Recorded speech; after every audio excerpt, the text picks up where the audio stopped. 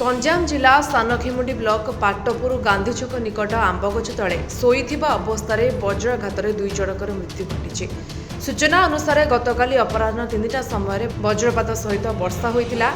एही समय गंजाम जिला पाटपुर पंचायत गांधी छक निकट में चलीथिबा मीना बजार रे काम करुथिबा दुई जन युवक निकटरे थिबा एक आंब गछ तले शोइथिले। तेबे एही समय घड़घड़ी सहित वर्षा होइतिला, जहा फल वज्राघात होई दुई युवकंकर मृत्यु घटिथिबा देखिबाकु मिलिछि।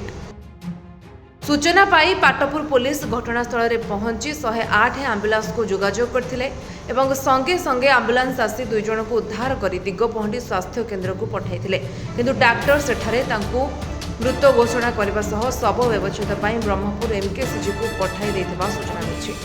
मृत्यु होतिबा दुई जन हेले डुबुला प्रधान पिता सारंग प्रधान अलीपोड़ा निराकारपुर पुरी एवं अन्य जड़े सन्यासी साहू पिता हाड़ू साहू गुड़ियापदा कलम्ब कृष्णदासपुर गंजाम बोली जनापड़ी। सानखेमुंडू अशोक कुमार साहू रिपोर्ट, विश्ववाणी लाइव।